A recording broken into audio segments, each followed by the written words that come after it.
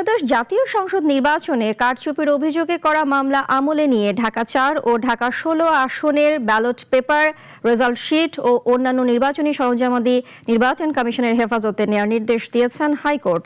একই সঙ্গে ওই আসনের বিজয়ী প্রার্থীদের নোটিশ ইস্যু করা হয়েছে। সকালে আদেশ দেন বিচারপতি মোহাম্মদ জাকির হোসেনের একক হাইকোর্ট বেঞ্চ।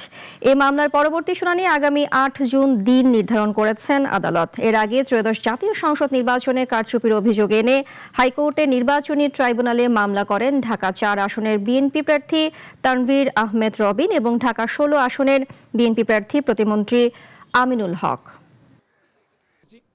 একটা হচ্ছে জনাব আমিনুল হক, বিএনপি ঢাকা মহানগর উত্তরের যিনি সভাপতির দায়িত্ব পালন করছেন।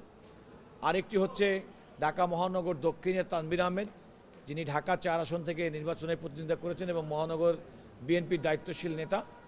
এই আমাদের সাক্ষ্য প্রমাণ এবং যুক্তি উপস্থাপনের পরে মাননীয় বিচারপতি এই দুটি নির্বাচনী পিটিশন শুনানির জন্য গ্রহণ করেছেন এবং শুনানির পরবর্তী তারিখ 8ই জুন নির্ধারণ করেছেন। সেদিন প্রতিপক্ষ যারা প্রতিদ্বন্দ্বী নির্বাচনী প্রার্থী যারা ঘোষিত হয়েছেন তাদের পক্ষ থেকে তারা যে নোটিশ দেওয়া হয়েছে এবং সেই নোটিশের পরিপ্রেক্ষিতে তারা যে জবাব দিবেন কিংবা নোটিশ ফেরত আসার জন্যে সেই তারিখটা নির্ধারিত হয়েছে 8ই জুন 2026।